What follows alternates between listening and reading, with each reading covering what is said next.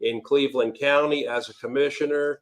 It is important to remember that he is a write-in candidate, my good friend, and he is going to be hosting the Meet the Candidates event tonight, June 27th, here at 7 p.m., hosted here at the Inn of the Patriots. And we have a lot of our candidates who are running for various offices. Emmanuel, over to you. Good evening, everybody. Good evening. I'd first like to say, define the responsibilities of government. Local government's core responsibilities are to provide essential services, public safety, roads, health, while maintaining an environment amenable to citizen life and livelihood. School board and county commissioners' primary duties are policy making, budgeting, and management. They are to create and implement policy. The following questions identify priorities and the methods by which we hope to accomplish those goals. Notice I said we, because I'm running as well. Each candidate shall have no more than 1 minute and answer to answer, and rebuttal is limited. I'd like to say that we have first, before we delve into this, we have several candidates. We have Ms. Tracy Ross, school board candidate, Rod Powell, school board candidate, and Judge Angela, and oh, excuse me, Angela. Can't get my horse from drinking water. Excuse me. Yeah, Miss Angela, welcome again tonight. Our favorite judge, by the way. And of course, Stormy Mongello is running for county commissioner also. Excuse me, Angela Woods and Stormy Mangello. All right, got my whistle straightened out here. We have some unique questions here, and I guess we'll start with Ms. Ross here, Tracy. I have a list of questions here, that secret questions that only I have possession of. You have 1 minute to give your answer, and then we'll go through you and Rod and the judge, and we'll come back, Storm and the commissioners, two of us. That's okay. Let's go from left to right. All right, Tracy, tell us why you are best person for the job of being on the school board. Thank you. I think I bring brand new ideas. I want to focus more on mental health for not only our students, but for our teachers as well. I'm therefore more for the teachers, but also I want to implement mental health. Thank you. Thank you. Rod? Same question. Yes, sir. I think, Emmanuel, I bring experience, a wealth of experience to the job for this position. The Board of Education is a 30-year teacher. I know a classroom. I know the ins and the outs. I know how schools work.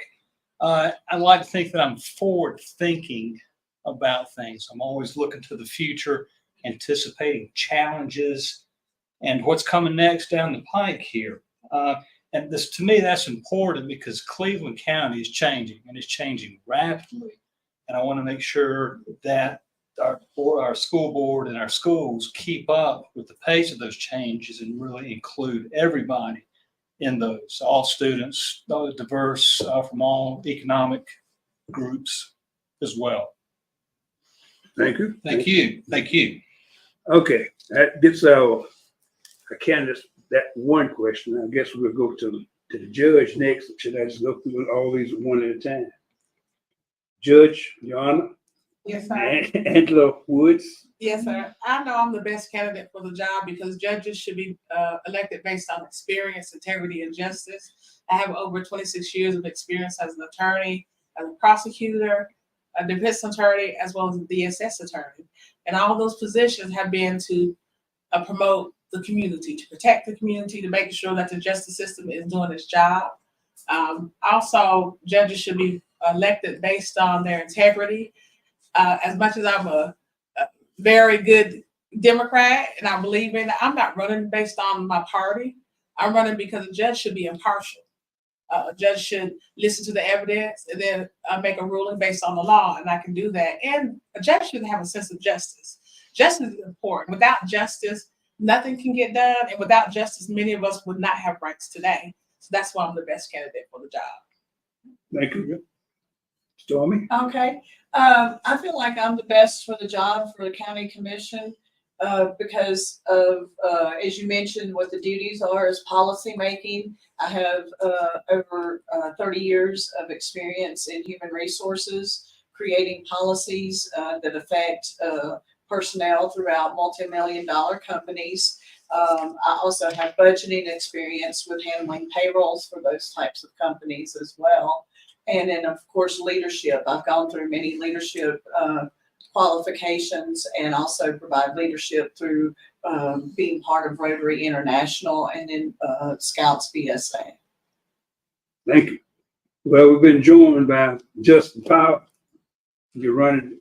How you doing? I'm good. You? Yeah, I'm great. You're running for Congress? North Carolina House. North Carolina House, Congress. Same question to you. Tell us why you are the best person for the job. So the current incumbent has been in office since 2011. He won the 2010 election, and in 14 years, my question really is what has changed for the better? There are a lot of issues that we're facing in North Carolina, including housing, homelessness, healthcare. You know, a lot of people worried about, you know, how to make ends meet, and having gone into the community and talked to people during canvassing, you know, those are issues that weigh on people's minds very heavily. There are other issues, you know, as well that we get caught up a lot on the national stage, but here in the state, there are a lot of things that we really need to work on, including teacher pay. Now, there was a bill that raised about 7% last year in the state budget, but it didn't necessarily go into effect until the law they just signed in, and it'll go into effect in the following weeks. But that's still not enough. We are still well below the national average. I mean, there's no reasons that teachers shouldn't be paid for what they do for our students. You know, I am young. In fact, I think I'm the youngest Democrat running. I'm a little younger than Jordan Lopez, who's 25. And, you know, I may be young and I may not have some of the worldly experience, but, you know, I think if we spend 14 years and nothing changes, it's time for a change, for a new voice from North Carolina. Thank you. Thank you. Well, I guess it's my time now. As Marty said earlier, I am running for Cleveland County Commissioner. And the same question applies to me, why I think I'm the best person for the job. I'm educated, experienced, approachable, a listener, and I do have experience, practical experience with the taxes. My mom, after my dad passed, I had to go in and meet with the bureaucracy about getting her taxes reduced. And in doing so, I learned how it works and how difficult it is, because she had to decide on property taxes versus food and prescription drugs. I dealt with also with DSS and trying to get her benefits established and getting the ramp put out after she had a stroke. I dealt with a mother whose kid had been incarcerated that put me in touch with the sheriff's department. So therefore, doing all these different things, I know that I'm your person because I'm experienced in those regards, educated, as I said earlier, and I'm approachable, good listener. I'm interested in the parks and rec. I've been an advocate for Holyoke Park, trying to get an amphitheater put in there, trying to get a swimming pool put in there. Very interested because I grew up there. I'm a part of it. I went to Cleveland High School. I'm a product of Cleveland County, Shelby, North Carolina. And I'm your guy. You know, you vote for me, you know, donate to my, contribute to my campaign, and remember to write my name in November 5th. Here I am. All right, let's move on to the next question. What one part of governance would receive more attention if you were elected, Ms. Ross? My focus is keeping the public schools open. That's my main focus. We got to have money, state money, and that is more of my main focus. I was born and raised here in Cleveland County. I came through public schools, and that is my main focus, is to keep public schools open. Thank you, Mr. Powell. And, you know, I'll echo what Tracy said. We do have to keep public money in public schools and away from unregulated private schools. Well, one focus that I have is the way, being a history teacher, is the way we impart the study of history in our government to our kids. And I'm talking about the whitewashing we're seeing going on now in public schools, to where we ignore the bad parts of history. You know, we have a great country. We do. We're a powerful country, a great country. We have a lot to be proud of, but there are things that we need to look at and examine in our country's history, ranging from racism to economic injustice that still plague us today. And they're not going to get better unless we can sit down and have conversations as a society there. And the way where those conversations are going to start will be in the schools with our kids, because the battle's being fought now, but it needs to start in schools with our young kids. Thank you. Thank you. Joanna? So as a district court judge, I don't govern, but I do interpret the laws and apply it to the facts. And so as a district court judge, I handle criminal cases, I handle domestic cases, and juvenile cases. And so as a judge, I'm to be fair and impartial, but I bring in my background and my wisdom. And so, and common sense. So there's nothing worse than having a judge that does not have common sense and you just have book knowledge. And so a judge needs a combination of common sense, book knowledge, but they also have to be fair. And it's, as a female and as a Black woman, we need to see more minorities in positions as judges.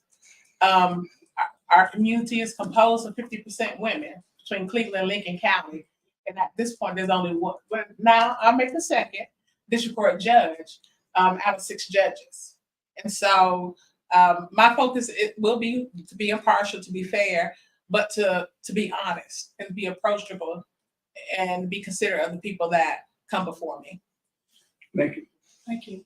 So, My one focus, I think, would be to make sure that the budgeting of Cleveland County monies is in the best interest of everyone in Cleveland County and not just a select few. So I think that there are different policies that have been put in place and different agendas being put in place in Cleveland County that I would like to see changed, and then also make sure that the money does follow where it can be helpful to everyone in the county. thank you.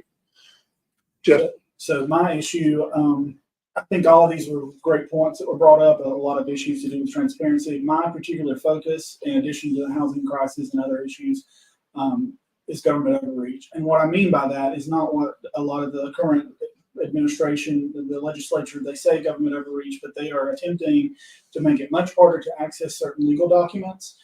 There was a bill that was proposed, it has not yet gone anywhere, that made it harder to get autopsy records. And when you have someone who potentially has faced injustice, trying to get those records to prove that that is what has happened is much more difficult when the legislature is not on your side. In addition to that, disclosure records for House candidates has also become muddied.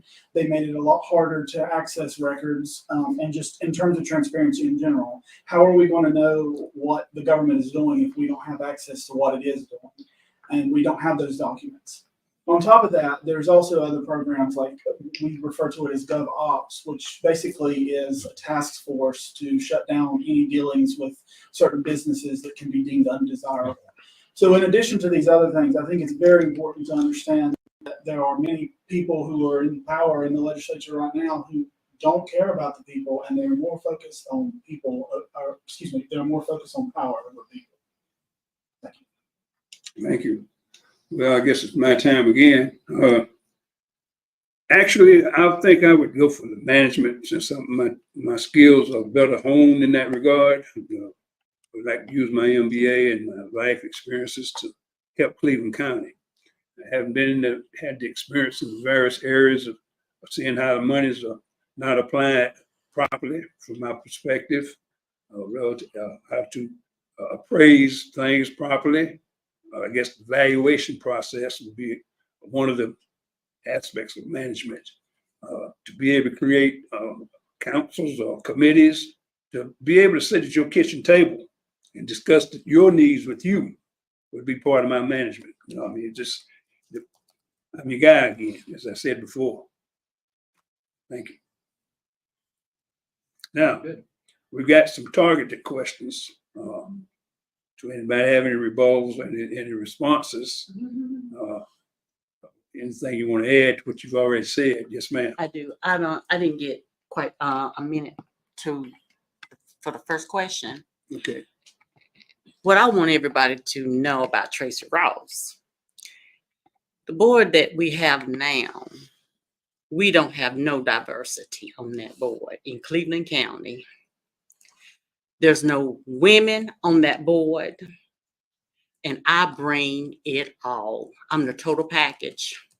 I bring diversity, and I'm a woman.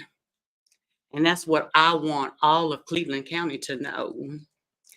is that I bring diversity because we have a board that sit with all white Republicans, and they do not understand what all our kids need in Cleveland County, because Cleveland County is like every kid is different. It's like a rainbow, and that focus should be nothing but our kids. That's all. That puts you back in line again, because the next question I have here is for school board candidates. Okay. Are you for tax dollars being used for private religious-based schools with few legal requirements?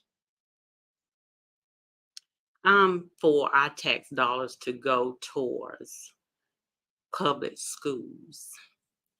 If you can afford for your kid to go to a private owned school, our tax money should not have to go for that.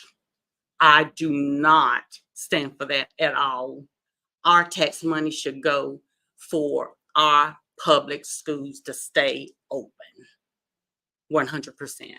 I stand on that. Thank you very much, Rod. Read that question again for emphasis here. Okay, are you for tax dollars being used for private religious-based schools with few legal requirements? Absolutely not.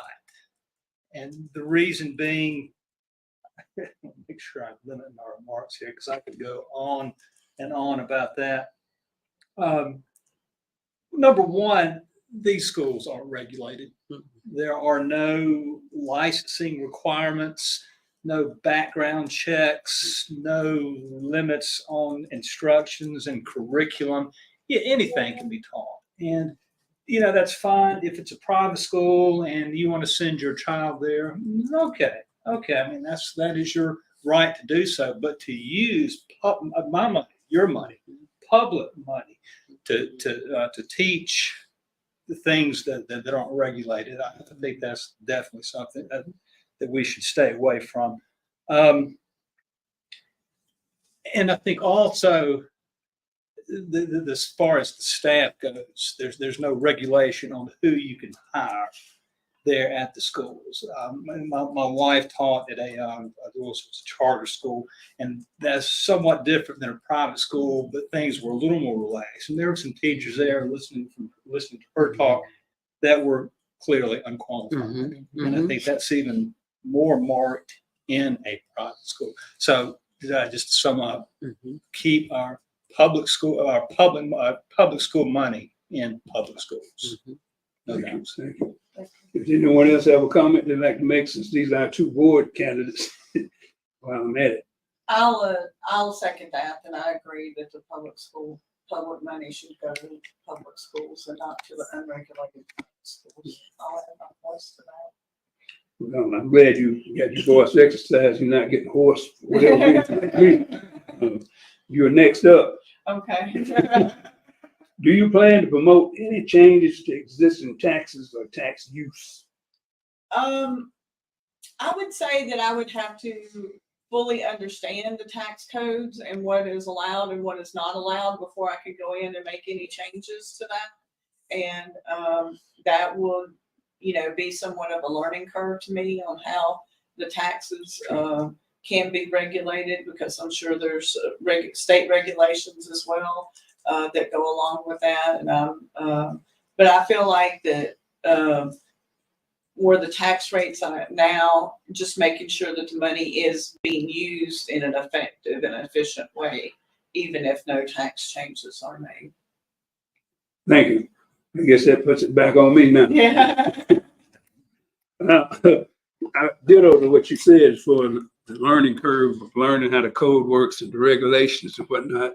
Additionally, I think that I'd like to see how they've historically been applied, how they arrived at. As I said, I went through a lot of hard times with my mom's property taxes, how the appraisal process worked and how they assessed them. So I agree with everything you've said and add that.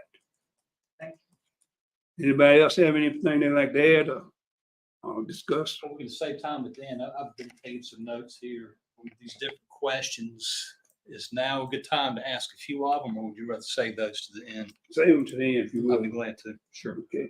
Your Honor, I don't have any more questions for you, but you can comment anytime you like on these issues because you have been in a position to assess them all. So in terms of public school, I am a very proud graduate of Kings Mountain Public There we School go. System. We will not hold that against you. The Kings Mountain Public School System has Public improved school. Cleveland County's public school Mhm. system greatly. But the concern is, first of all, you taking money that I'm paying my taxes for, and then you are just handing it out with no oversight. The law has to be changed so that there is oversight, because we all know that when there's no oversight, there's waste. That's right. And our money should not be going to educate children first who have the means to pay for it. But secondly, you're not, as Rod said, you don't have any oversight over people who've been hired. What are their qualifications? They make public school teachers jump through hoops and make sure that they have the proper certifications. If they're coming from a second profession, they have to be properly certified. But with these schools, the concern is who's teaching your children, what are they teaching, and where's the school? So Charlotte, NPR did a very good special on the same issue, and they had to track down one of these schools that had gotten hundreds of thousands of dollars. And when they finally tracked the school down, there were basically 5 students. But this same school had gotten so much money over the years. And so how can you, people complain about the public school, how can you improve the public school if you're going to divert money? Will the gentlewoman yield some of her time? Yeah. And I'd like to add to what she says. So the private schools are just inherently unfair. There are no services offered. Services that our students in public schools have come to depend on and grow by, such as transportation, mental health services, for school lunches, for heaven's sakes, all different type of after school programs. No oversight. They're not tested.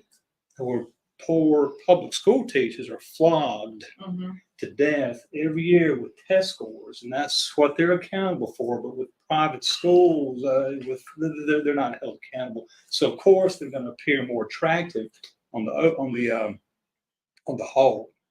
And again, you're right. There's just no accountability in it at all. Thank you. I yield back. Yield back. Yield back to me. Yield back to me, please. And we had I yield back to you. one comment from the audience. A couple of people had commented. Number one, Aaron Newman Myers from Maryland was saying hello. Tim McNeely Powell has said hi. Sorry she's missing this event. Mr. Joshua Cook also said private schools are safer than public schools and no indoctrination is going on. So this has been just a couple of comments from the audience. And back to you, Master of Ceremonies.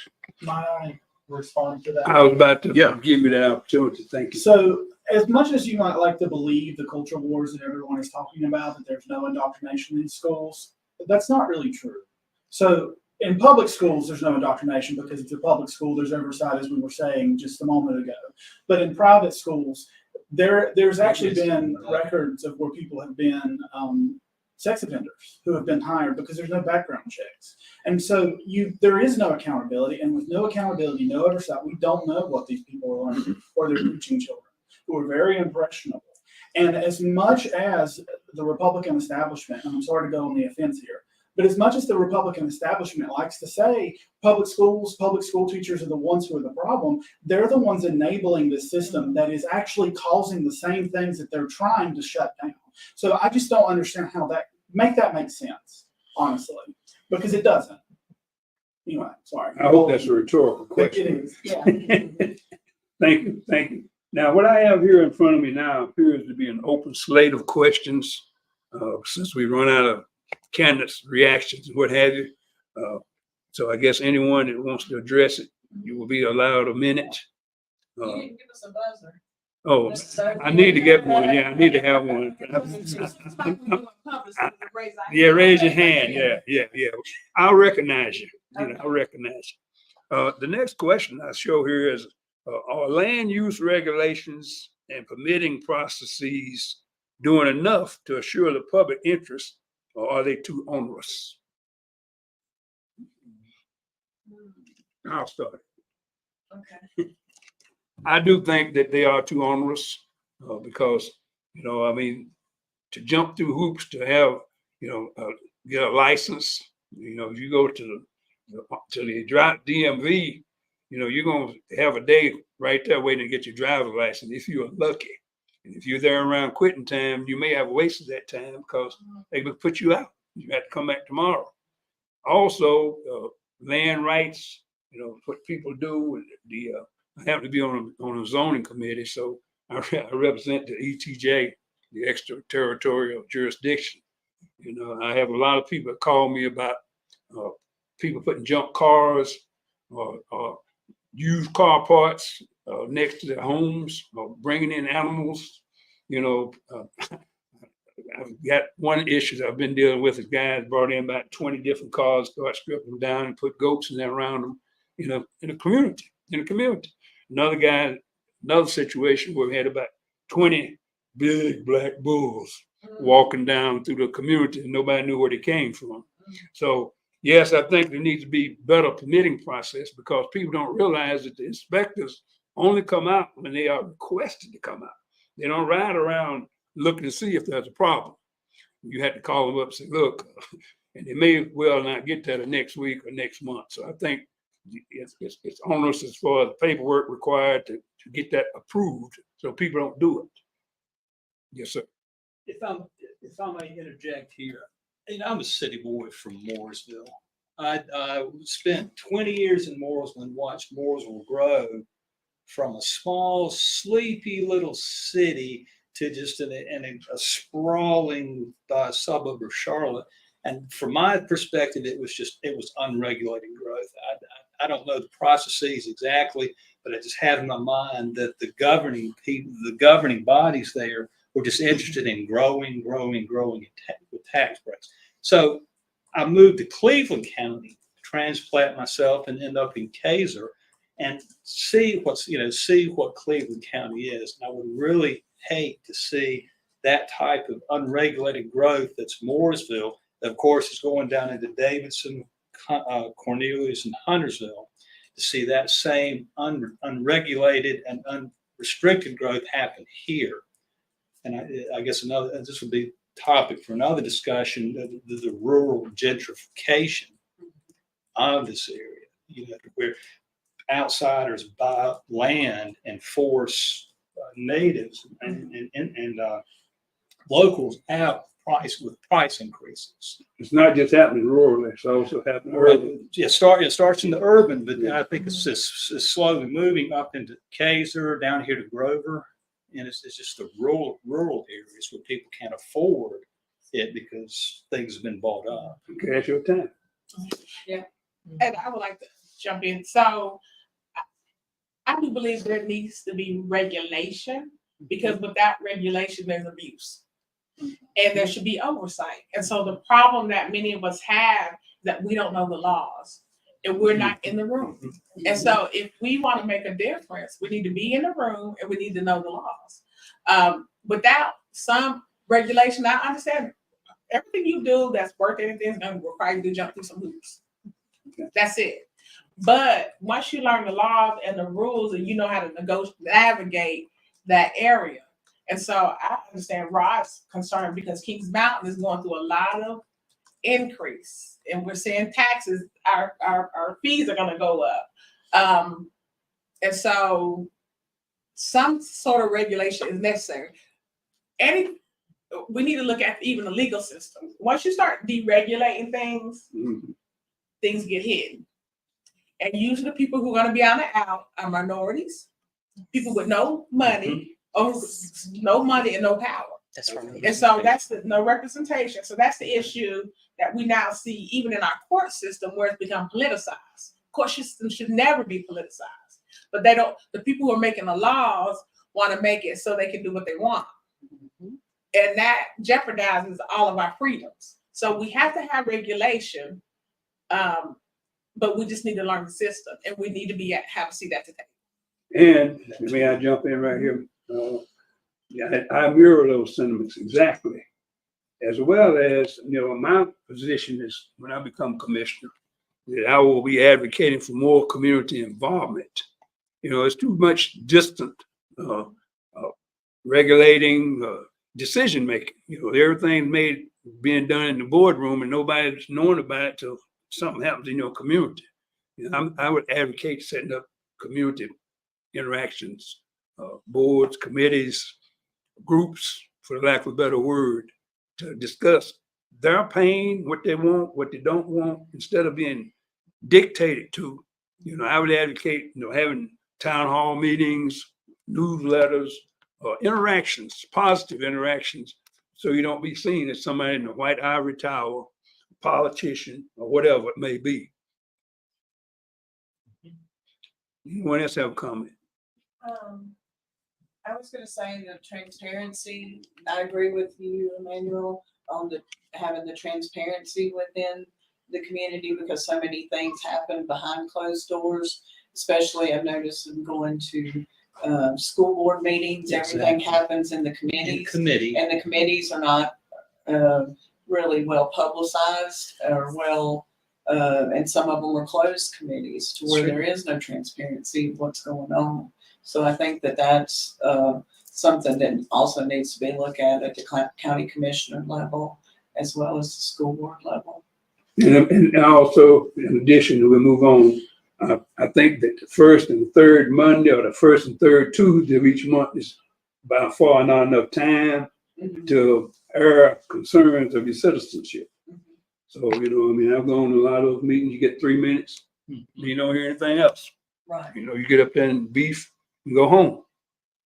Okay, let's move to the next question. These are more, I guess, general questions that can be, answered quicker.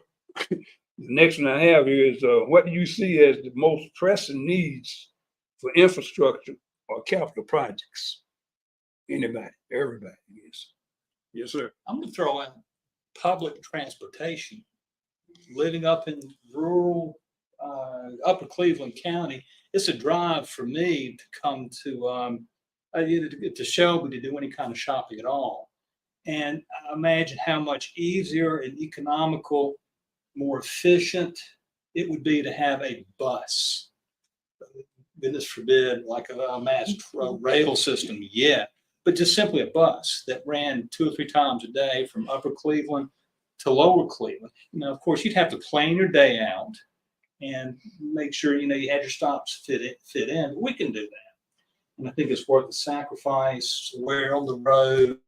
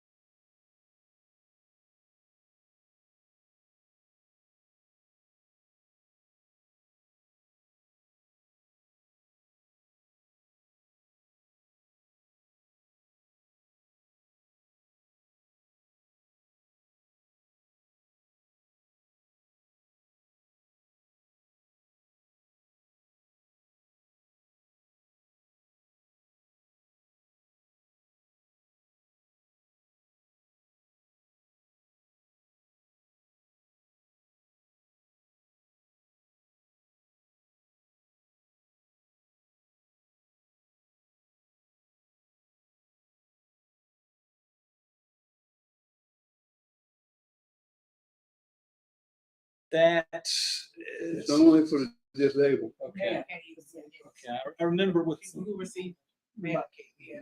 Medicaid only. Yeah, you got to be indigent, pretty much. Yes, sir. If I may chime in here, a lot of things, a lot of growth is happening across this region. As Stormy just mentioned, Gaston County, for example, they're redoing part of their rail line as well. And Cherryville recently got approval for a lithium mine. But I will say that a lot of people in Cherryville were pretty mad about that lithium mine. They felt they were worried about their health and other concerns and things of that nature. Now, I will tell you that I'm all for EVs, but I also understand people in the community have concerns when growth happens. And, especially if somebody has to lose their property or things of that nature. Indeed, not in my backyard, right? But I will say, I think this is a good conversation to have in general. I'm certainly not the expert on this, but I would like to look into the funding of such things. I will say that if we're going to have more people in North Carolina, which is we're experiencing that growth, we gained another elected seat, this during the census.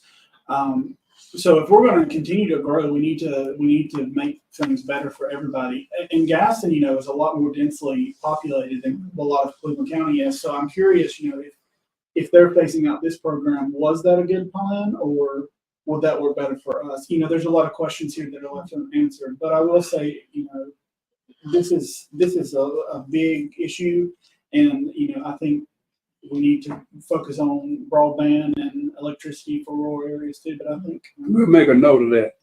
Time's up. Okay. Yes, ma'am. And so I don't really deal with infrastructure, but I deal with what I see in the court system. And so as a DSS attorney for 19 and a half years, a lot of people don't have steady transportation, and so they don't keep jobs. Mhm. And that affects everybody in our county. Mhm. Because now you have more children who have to, parents who have to receive assistance from DSS. And it's hard for them to get to work if they don't have some type of means to get there. And then you have issues with childcare. So things such as infrastructure for transportation is necessary, Mhm. especially in a rural area. You have a lot of people who rely on other people to have a ride. So if that ride stops, then you lose your job. And so that means the families who need steady income can't receive it. Right. So for politicians, I have a real world experience with seeing people who need transportation. Mhm. And so that I'm glad that this is a good question and an issue that hopefully can be brought forward for commissioners, because they need to know that you have a lot of people who could keep jobs. You have a lot of people who want to work, but when your transportation is bad and you're spread out, so back in the day you could use your 2 feet, but it's a little bit spread out. For many, unless you're really young, unless you're young, but people have to do what they have to do. But transportation is necessary. I agree with you, and I also agree with Stormy. I guess I'll throw my little bit in right here, because I've had those experiences in being in corporate America. In doing so, you do go out, and I would endorse thoughts of going and getting models such as Gastonia or other successful endeavors for transportation or whatever, being that we are smaller here in Shelby. And I would think that would be something I'd look into as a commissioner, and it would ask my representatives to reinforce it and supplement it. Now, the next question we have here, and that was great, that was good exchange there. Now, I know Robbie's trying to save some time for your questions. Okay, here's one right here. It should be quick. Are you for LGBTQIA rights and believe they are just as smart and intelligent as anyone else? I like to answer that one. Okay. I am for it. Every last one. They're people. I support them 100%. I've talked with them and engaging with them. They are the most sincere group of people and warm people that I have come across since I have been running this race. Okay. Anyone else? I'll just add to that and say that I agree with everything Tracy says. And just add to this that group is just an incredibly diverse group of people that I've seen. All different types, different beliefs. Yeah, very diverse too. I'd like to jump in on that as well. I'm a firm believer that keyword is used diversity, diverse. I don't look at the person per se. I look at them, what they bring to the table, how we can interact positively and show love for each other. Now, Wait a minute. we got, look, yes, ma'am. I took my hook down. Excuse I me. fully support their rights and everything of having members of my family that are part of the community, and it really touches me to see people embracing them and being more tolerant, and there is more opportunity in Cleveland County that's going on right now for acceptance, and so I'm glad to see that moving forward. Thank you. Yes, The ma'am. law shouldn't be used to discriminate against anyone. That's right. That's right. And throughout history, there's really been, and my history teacher beside me, will tell, really every minority has had to fight for their rights to vote, to have control of their bodies, to have control of what they want to do, who they want to marry. In American history, probably except for just very few, a minority, and that's usually wealthy Caucasian men. They really didn't consider the poor. And so our laws should be enforced and should be set up to protect everyone.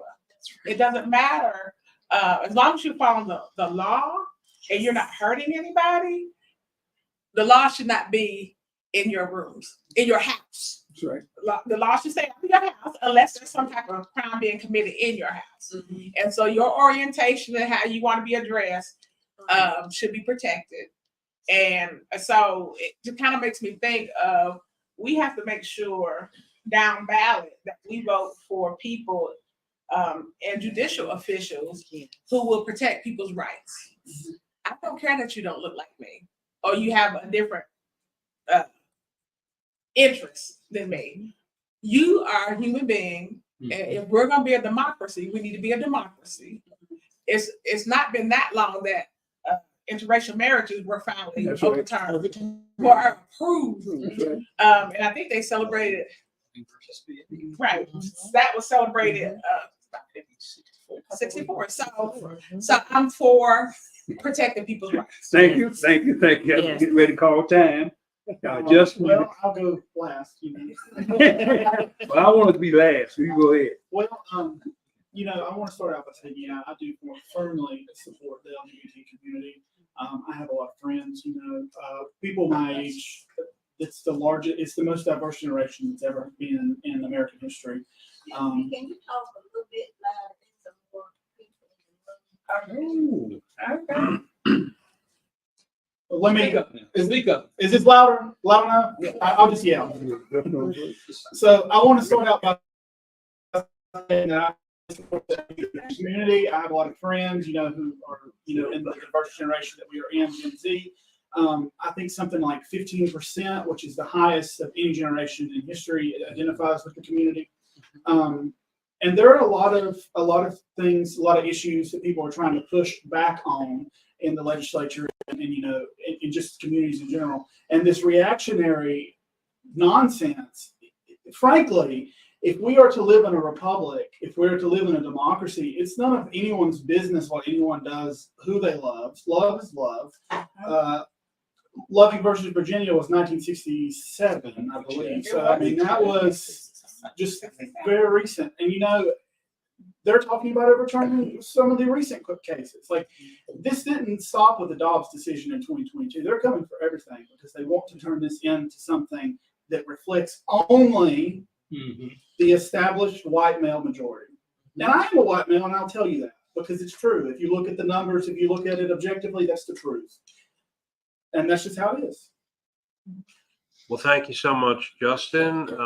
We are going to move on to the next question now. And that is starting back with you, Justin, and then we'll come back up the table this way. Do you believe in minority inclusion and celebrating the diversity of everyone at the table? So we're going to start with you down at the end, and we're going to come back up the table this way. So we'll go right back to you, Justin. All right. Do you so believe in minority inclusion and celebrating the diversity of everyone at the table? I do. I'll tell you, I had friends at UNC who protested against so for those of you who don't know, the diversity, equity, and inclusion offices at UNC and across the UNC school system, they axe that. And the Republican legislature directly has a hand in selecting the people who choose to do that. So they put people that they knew would overturn this. And I'll tell you, only 2 people voted against it, and they were both Black. So that should tell you alone that this is an issue that the Black community, by and large, is in favor of. And I think truly and honestly, we are better off when we listen to people who are not like us. There's no reason as a society we should put anybody down. And I'll use more time on that comment. I'll say I'm fully for the diversity and inclusion of everyone and working in corporate America. That has been part of the policies that I've been a part of forming, and then also supporting it in the community, and just there should be no regulations on people's rights and things like that. So I'm fully supportive of the diversity, and that includes not only minorities, it includes women, it includes Native Americans, it includes Hispanics, it includes people with disabilities or different abilities. And then also veterans are included in the diversity initiative. So it's something to really think about and embrace, because that's what makes the country so great is the diversity and the great melting pot that is always talked about. And here again, I agree with what's been said. I guess my little bit, I'm also a veteran, and I'm also a member of the Veterans Advisory Board. And we are quite concerned about veteran suicide and homelessness.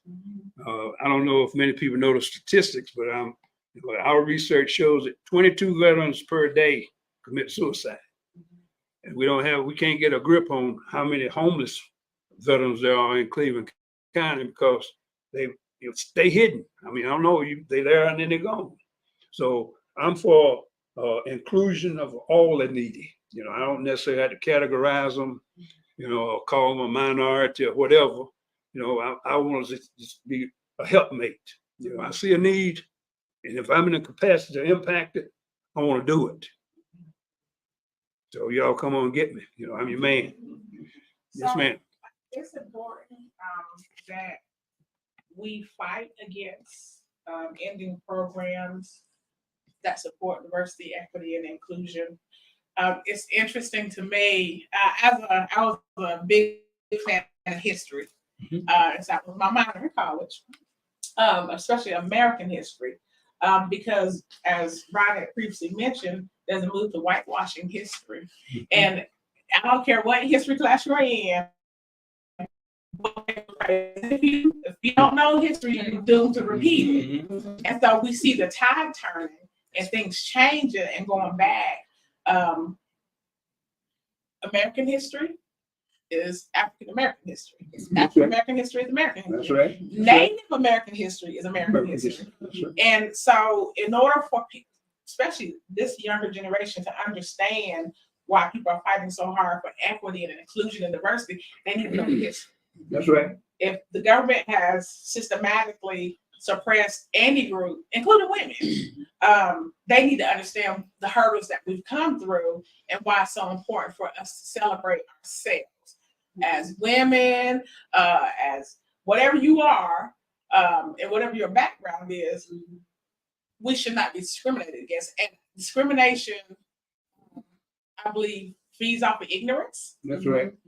And when all you have is ignorance, it makes life dangerous for not only those who are different, but those who are the same and support equity and diversity and inclusion. So we definitely have to support and make sure that our laws support everybody. See, I agree with that, and we're down about several minutes, so I'm gonna close out. Wait a minute, We're we gonna got go some to- people that had We're gonna gone. give you out- we're gonna come back to the questions. Let me, I got it. That first has to be given an opportunity. Yeah, we were gonna go to Rod. Oh, We're you gonna yeah, go to Ron. yeah. We went this way. Yes, I reversed the order. Go ahead, Cleaned Rod. it up when I went to the bathroom. Go ahead, Rod. I jotted some notes down of what we were discussing, and I hope I can make some sense out of here. And I want to set the timer because I think I could go on for a long Well, time. can I finish my comment that I was gonna make with Angela? You nudge me when I'm doing it. Yeah, I mean, the point that you were making, I mean, I was gonna give it this and throw my little bit in there, but I prefer to you, Rod. Go ahead.